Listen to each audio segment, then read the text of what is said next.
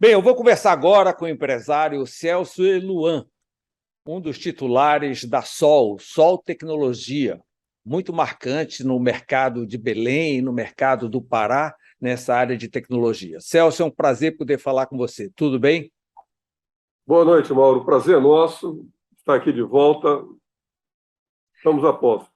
Celso, você já está nesse mercado há bastante tempo com a Sol, você já viu várias modificações acontecerem, mas nos últimos tempos, ou principalmente depois da pandemia, a coisa acelerou muito, não é? E a venda pela própria internet, creio eu que nessa área de tecnologia avançou muito mais do que a venda física, não é isso?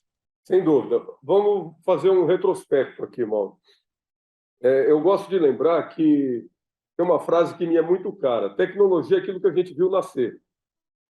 Então, você se espanta quando vê nascer alguma coisa. Quando a pessoa nasce e aquilo já existe, não é mais tecnologia, porque já está no dia a dia dela, ela já absorveu, já está muito envolvida. Então, tem até umas coisas que são curiosas. A gente vem adotando, até para a comunicação, o nome Sol Informática. A palavra informática é tão antiga que a geração nova, do menos de 20 anos, não sabe do que se trata. É Então, a verdade. gente já adotou o termo tecnologia até para se adequar a uma nova geração que está chegando. Entende? E como você está falando de comércio eletrônico no Brasil, nós começamos junto com a maioria do mercado no final dos anos, no final do século, na realidade, em 99, 2000, é que a gente começou, então, a acompanhar esse mercado eletrônico. A Sol foi um dos primeiros sites no Brasil, um dos primeiros aqui na região, e a gente vem acompanhando. É natural, esse crescimento ele vem acompanhando uma tendência mundial, tá? E que vem numa curva um pouco leve. O que acontece é que nos últimos tempos, principalmente em função da pandemia, houve um crescimento exponencial. A pandemia trouxe, por uma necessidade, por uma obrigação, uma necessidade enorme das pessoas fazerem compra fora de casa. O que a gente percebe agora é que houve um refluxo. A pandemia ela criou uma espécie de represamento no mercado e, quando ela acalmou, há um refluxo. Esse refluxo a gente vê, por exemplo, em agências de viagem, restaurantes, começaram então a voltar. Aquele dinheiro que estava girando em produtos de tecnologia, que era para melhorar a sua casa, o seu lar, o seu conforto, ele começou a voltar para o lugar de origem. Então, a gente percebe que hoje, mesmo no mercado online, a busca por produtos de tecnologia ela tem diminuído porque já houve um atendimento a uma demanda que ficou acelerada e que voltou ao normal. Então, a gente está encontrando hoje um outro ponto de equilíbrio, um outro ponto de estabilidade. Esse é o fato que a gente tem acompanhado. Mas aquela história do consumidor visitar a loja, experimentar, olhar aqui, ali, isso acabou, né? O consumidor, quando chega, ele já experimentou, ele já sabe o que ele quer, ele já sabe a numeração, a potência, absolutamente tudo, porque ele já pesquisou na internet. Não é bem assim. O que a gente percebe é que ainda continua tendo um fluxo muito grande em loja para conhecer. É natural que você tenha uma parte da população que já é Sim, nativa, aí a gente tem que nativa falar digital. abaixo de 30 e acima de 30, né? É mais ou menos isso. Quem Então, vamos usa sabonete Lux e quem usa Dove, né? É isso. mais ou menos isso. Então, a gente vê que tem uma parcela do público significativa que realmente a entrada dele na loja já é assertiva. Mas ainda tem uma outra parte que não é necessariamente etária, às vezes é uma questão de renda, às vezes é uma questão educacional, se divide entre vários estratos sociais, se divide ainda a participação. O que a gente percebe, claro, é um consumidor muito mais informado do que há 20 anos atrás. Quando nós começamos, a Sol era vamos dizer assim, entre aspas, uma escola. Há 30 anos atrás, nós nascemos há 33, há 30 anos atrás, quando a gente começou a se dedicar para o varejo, tá? A gente tinha a função de educar. As pessoas não sabiam o que era o computador, não sabiam para que servia, o que ia fazer com aquilo. Então, a gente tinha, no lugar de vendedores, a gente tinha consultores. Eram pessoas que instruíam, davam orientação, faziam escolha junto, porque o consumidor era absolutamente leigo, era um mercado nascente, entende? Obviamente que isso hoje é uma parcela muito insignificante da população que ainda vamos dizer assim, tem dificuldades digitais. A maioria já tem. O smartphone veio trazer essa inserção digital muito mais que o computador. O smartphone tem 15 anos.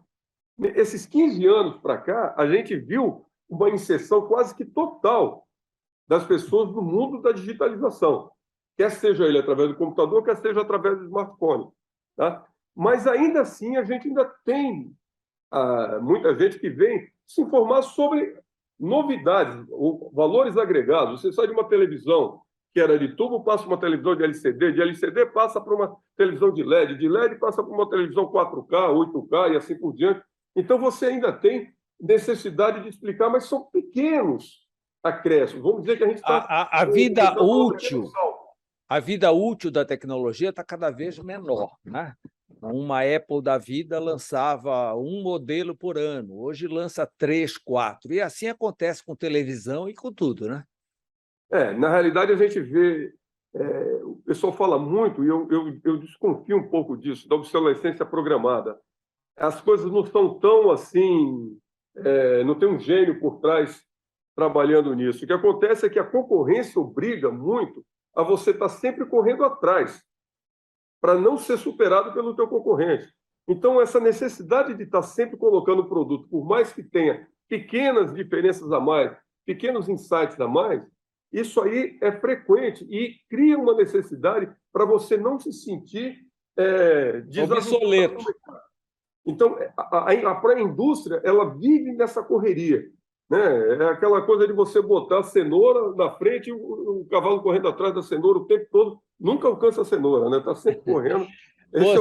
A Sol é uma grande vendedora de celular, de smartphone. Ainda é o produto? Vai ser o grande produto do Natal próximo? Muito provavelmente ainda. Mas como esse ano a gente tem uma Copa do Mundo, né? Então a televisão já leva uma vantagem aí nessa história da Copa. A televisão junto com eu não diria Natal, mas de final de ano. Porque você vai pegar uma época de Black Friday em plena Copa do Mundo. É verdade. Você vai pegar os primeiros dias de dezembro em plena Copa do Mundo. E então, justamente a véspera da Copa do Mundo é o filé de vocês. E agora vocês vão ter que fazer promoção em plena Copa, né? Tem que fazer promoção em plena Copa. Isso não tem jeito. O mercado reage por osmose. Vai uma fazendo, então, vale a pena aguardar o Black Friday? Mauro, sempre vale. Sempre vale para, vamos dizer assim, para alguns itens específicos. O que a gente televisão que é o grande chamariz da Copa. O grande chamariz da Copa. Mas o que a gente tem percebido, e é uma coisa que não é desse ano, mas de anos anteriores, já vem acontecendo com frequência, nessa corrida para ganhar o consumidor, a indústria e o varejo, de uma maneira geral, começam a antecipar muitas coisas. Então, o cara começa a fazer promoções e a fazer queima de preço no início de novembro. Nós já tivemos fabricantes agora que em outubro começou já uma redução de preço, já visando Black Friday. Você fica dizendo assim, a gente que está no meio e acompanhando o dia a dia, você fica pensando, o que vai sobrar para Black Friday com tanta queimação? Entende? O varejo já começou a armar árvore de Natal, né? Para criar o clima. Todo mundo já está criando o clima, isso não tenha dúvida. Então, a gente fica sempre imaginando que a coisa chega no limite e sempre tem um DX a mais, uma coisinha a mais acontece. Isso é fato. Bem, a tecnologia levou além do computador, além do smartphone, você foi para móveis, você foi para equipamentos domésticos, né? Agora a tecnologia do motor elétrico está lhe levando até para veículos e coisas dessa natureza. Você disse que está sempre se renovando, você sempre tem que ter novos produtos, né? Afinal de contas, você não concorre mais hoje só com os estabelecidos em Belém, você concorre com o mundo, porque a internet está aí, né? E você tem que ter produtos que o mundo tem. Qual a próxima? Mauro, nós estamos percebendo e estamos sintonizados já com o movimento que tem muito a ver com essa geração nova. Eu vejo o discurso das minhas filhas, as amigas, os amigos, o meio dessa turma de 20 e poucos anos, né? E a gente já começa a ver uma palavra que parece ser, vamos dizer assim, o xamã, o agregador de tudo, né? Nós estamos falando de sustentabilidade. Essa geração tem uma preocupação com o futuro do planeta muito maior do que a nossa, do que gerações Sim, anteriores porque tiveram. não havia divulgação, né, Celso? Agora sim, há divulgação, explicação e tudo mais. Exatamente. A gente pode perceber que vem crescendo o volume de informações, vem crescendo a preocupação ambiental e os fatos começam a se sobrepor. Você começa a ter uma coisa que eu achei curiosa, começando alguns países já estão desenvolvendo tecnologia para você criar cidades infláveis, que elas possam acompanhar o crescimento do oceano. Então, você imagina, gente, as Ilhas Maldivas era uma que eu estava lendo um dia desse, eles já estão pegando tecnologia holandesa para criar essa tecnologia de criar edificações que possam estar literalmente boiando. Entende? Então, você vê o mundo preocupado com isso, já é uma fatalidade que a gente está acompanhando. Então, essa questão da sustentabilidade nos trouxe a olhar para o lado e ver o que a tecnologia estava propiciando.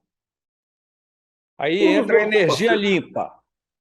Energia limpa. Estamos falando de energia limpa. A preocupação da sustentabilidade, no nosso caso, é principalmente com a questão do CO2, e evitar o aquecimento, né? E você evita o aquecimento minimizando o uso de combustíveis fósseis, né? Então, para isso, duas variáveis que a gente tem acompanhado com parceiros nossos, que já estão no mercado, que também estão trazendo essa tecnologia, fabricantes, né? Uma é a mais óbvia, que já está bem difundida, que é a questão da energia solar, né?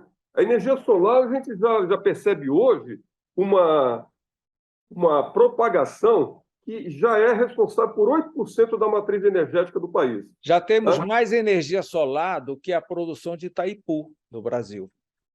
Exatamente. Então, para você ver o quanto isso está se difundindo, tanto em empresas, quanto em residências, e quanto a negócios que estão criando, né? Fazendas de energia solar, a gente já está percebendo isso avançar. Então, é um mercado que tem se deslocado muito e tem criado muito, não só pela questão da sustentabilidade, mas principalmente pela questão econômica. Você colocar hoje placas de energia solar na sua casa, você vai estar trocando a tua conta de luz pelo investimento que você está fazendo. Isso pode ser quitado em 3, 4, até 5 anos, você zera, com o mesmo valor que você pagava na tua conta, você vai pagar o financiamento daquilo, e a vida útil desses equipamentos é de 25 a 30 anos, ou seja, você, digamos, na pior das hipóteses, em 5 anos você paga o investimento e você tem 20 anos de energia de graça. Então, esse conceito que vem aliado à sustentabilidade, é um conceito de economia. Economia de escala, que a gente está falando de valores significativos. E a Sol já está nesse mercado Nós já da fizemos geração uma solar? parceria com um grande fabricante nacional, que já era parceiro nosso na área de conectividade, roteadores e placas, e eles são um dos 3 maiores players nacionais hoje, e a gente já fez parceria com eles. Nós vamos começar já a comercializar essa linha de produtos a partir de dezembro. Agora, são produtos que exigem uma instalação especializada. A Sol também terá essa especialização? Nós já estamos desenvolvendo um parceiro para fazer essa instalação. Porque não é só a questão, você precisa de projeto elétrico, você precisa de projeto com a concessionária, projeto junto ao CREA, você precisa de uma estrutura burocrática para acompanhar a parte técnica também e ter a manutenção posterior disso. Então, a gente já está desenvolvendo um parceiro, nós não vamos fazer isso diretamente, mas através de um parceiro. Esse próprio fabricante já tem a rede dele também autorizada, mas a gente quer desenvolver um parceiro que seja extremamente confiável, que a gente possa trabalhar junto para levar o melhor serviço que é a nossa marca de levar o melhor atendimento para o cliente. Nesse mundo de alta concorrência, um dos diferenciais, uma das estratégias é você manter pós-venda. Você dá assistência técnica aos produtos que você vende. Porque quem compra pela internet esbarra de vez em quando nesse tipo de problema. A Sol mantém assistência técnica para tudo que vende? A gente tem um critério que é o seguinte: a responsabilidade sempre é nossa. Bom, a responsabilidade é nossa. Apesar do fabricante, muitas vezes, ele ter a sua própria rede ou ele ter a sua própria estrutura de atendimento, mas a gente faz questão de sempre ser parceiro do cliente na solução do problema. Esse é um fato. O outro que a gente estava associado, que é, eu te falei de energia solar, mas tem um outro que é muito mais estimulante da gente imaginar, que a similaridade com os carros elétricos, a gente está começando a perceber o crescimento no mundo. Em outros países já está bem mais avançado, mas no Brasil ainda está engatinhando. Nós estamos falando de mobilidade urbana em duas rodas, né? Então, essa mobilidade urbana em duas rodas, que envolve moto, bicicleta, scooter, patinete, toda essa linha de pequeno trajeto, que a gente chama de última milha, esse trajeto curto, a mobilidade urbana que a gente está buscando, nós também já temos um parceiro de muitos anos que adquiriu uma startup nesse segmento e está montando a fábrica em Manaus. Então, em 2023, nós vamos já ter moto, scooter, bicicleta, patinete, toda essa linha de produto nacionalizada com garantia aqui no Brasil, com assistência. E todos elétricos. Tudo absolutamente elétrico. Entende? Então, isso aí é outra pegada ligada à questão da sustentabilidade. E da mesma maneira que a gente estava falando de painel solar, se você for fazer uma comparação, nós já fizemos contas aqui, irmão. Se você for falar assim, por exemplo, um entregador, do iFood, de qualquer outro aplicativo, um entregador de aplicativo, que ele rode 70, 100 quilômetros por dia, ele vai gastar por mês R$ 1.200 de combustível, óleo, lubrificação, manutenção, troca de corrente, enfim. Esse custo mensal dele, ele paga uma prestação e sobra dinheiro. E passa a ter uma moto com um custo de manutenção praticamente zero. Você vai ligar na tomada. Você vai oferecer crédito próprio? Não. Isso aí já existe toda uma estrutura que quem financia veículo, quem financia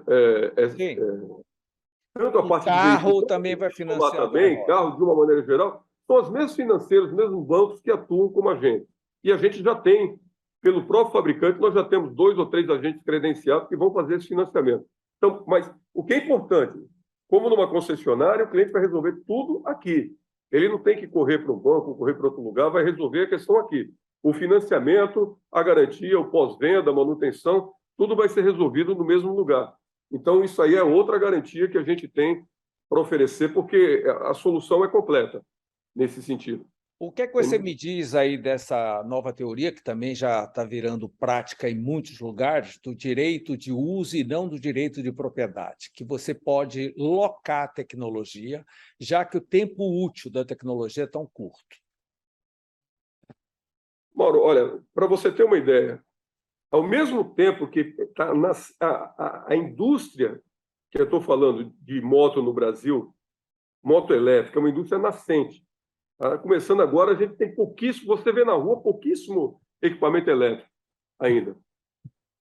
Mas só para você ter uma ideia disso que você está falando, quanto pesa, ao mesmo tempo que estão surgindo essas startups para produzir esses equipamentos, essas motos, esses veículos, já existem startups que já captaram recursos para comprar um lote grande dessas motos e fazer a locação delas. Entende? Porque torna-se, isso que você está falando, é um fato. Você passa a ter um veículo que tem um custo de manutenção baixo, tá? Mas, ao mesmo tempo, ele tem vida útil. E aí você passa, então, a colocar para terceiros essa função de locar, em vez de comprar. Outra coisa que a gente está vendo muito com essa geração, que a gente está aprendendo com essa geração, além de sustentabilidade, e aliado ao conceito de sustentabilidade, a gente está falando de economia do compartilhamento. Então, quando você fala todos os aplicativos que fazem compartilhamento de casa, de hotel, de veículo, de alimento, de tudo, esse compartilhamento, da mesma maneira, vai chegar para a moto. Entende? Então, E, também é uma Celso, tendência. percentualmente, a moto elétrica, a bicicleta elétrica, é mais cara em comparação à combustão? Se você for comparar modelos similares, a gente tem visto aqui pelas propostas de preço que a gente tem recebido, inclusive é curioso que eu recebi uma tabela de preço de um produto que ainda vai chegar e já teve redução antes de chegar. Então, isso é um bom sinal, porque a indústria está se movimentando para conseguir ser competitiva. Então, a diferença de preço hoje, Mauro, que a gente percebe, ela gira em torno, mesmo potência, Sim, tá? sim, Gira em sim. torno de 20%. A elétrica é 20% mais cara. É em torno de 20% mais caro. Diferente de um carro que usa baterias gigantescas, e essas baterias é metade do preço de um carro, então um carro 100% elétrico para um carro da mesma categoria, você tem uma diferença de preço de mais de 100%. Tá? Na moto, essa diferença reduz muito, porque a bateria, além de ser muito menor, ela é portátil, você tira, carrega numa tomada, então não precisa de tomada especial, você carrega na tua casa em qualquer tomada, tira, volta na moto de novo, volta a andar com ela. Então, ela tem um consumo muito menor, então o impacto do preço no conjunto total é muito menor. Sem, no entanto, prejudicar muito a autonomia. Você pega uma moto dessa urbana, ela tem uma autonomia de 70 quilômetros. É Tá? muito para Uma rodar em um autonomia de dia. 70 quilômetros para você se deslocar do urbano é suficiente. Mas Tranquilo. para o cara que é entregador, que vai gastar 100, 150, ele tem a opção de ter duas baterias, que ela cabe duas baterias no dispositivo, ou simplesmente ele parar enquanto almoça, dar uma carga, ele carrega 80% da bateria em uma hora. Hum, isso, Então, isso. isso aí é uma solução que você vai ter para qualquer um, você vai ter uma solução. E o que acontece? Essa diferença de preço que eu falei, 20%, ela se paga em questão de meses. Essa diferença. Como será a comercialização desses veículos via Sol? Nas lojas físicas, inclusive nos shoppings, ou Não, não. através de Nós, e-commerce? Como veja, será? existe toda uma legislação, e isso a gente veio descobrir há pouco tempo também, irmão. Existe uma legislação para comercialização de veículos. Tá? A nota fiscal é diferente. Você tem que ter uma filial, no nosso caso, exclusivamente dedicada a essa atividade. Ela não pode desenvolver outra atividade. Então, eu não posso, por exemplo, pôr numa loja de shopping, vender o produto e tirar nota lá. O que a gente vai fazer? Nós vamos colocar nas lojas, nós vamos colocar Um uma ou duas catálogo, peças, uma um imagem. catálogo. Vamos colocar um catálogo. Você pode comprar o produto lá? Pode comprar o produto por lá, mas ele não pode ser faturado lá. Ele tem que ser faturado, vai ser aqui na matriz, na nossa sede, vai ser faturado daqui, vai ser daqui entregue para o cliente. Entende? Então, existe uma burocracia que não permite. Então, até porque essa não é uma compra de self-service, né? Você não chega, eu quero essa moto, vou botar debaixo do braço e saio com Não, ela. você vai querer fazer um test drive, é natural. Você vai primeiro experimentar, você vai ter que negociar o financiamento, aprova o financiamento, É um financiamento veículo, é aprovado, você verdade. tira a nota, você vai fazer o teste antes de entregar a moto para o cliente, porque ela precisa passar por toda uma linha de A teste antes de partir ser de que entregue. cilindrada a exigência de legalização no Detran? Essa legislação está mudando, porque eles estão colocando exigência para praticamente tudo.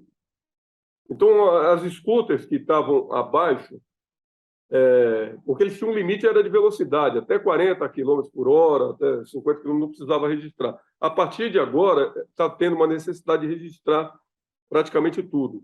Isso, se não me engano, mudou a partir de abril. Então, tem equipamentos que exigem, aliás, a maioria dos equipamentos, fora aquelas bicicletas, patinetes que ainda não vão ter esse nível de exigência, mas scooter, moto, ela tem obrigatoriedade de registro. Tá? E também a obrigatoriedade da habilitação para você pilotar. Entende? Então, é uma moto como outra qualquer. A scooter, que lembra as nossas antigas lambretas, ela tem a mesma necessidade. Então, elas são equipamentos que vêm substituir aquela linha de equipamento a combustão. Celso, o e-commerce aumentou na própria Sol. E por que você ainda mantém tanta loja física? Você está praticamente em todos os shoppings da cidade. Na realidade, veja, Mauro, o e-commerce, isso que a gente está falando, ele vem crescendo, mas ele teve um salto com a pandemia e encontrou de novo um patamar um pouco mais baixo aqui, mas ele continua rampando.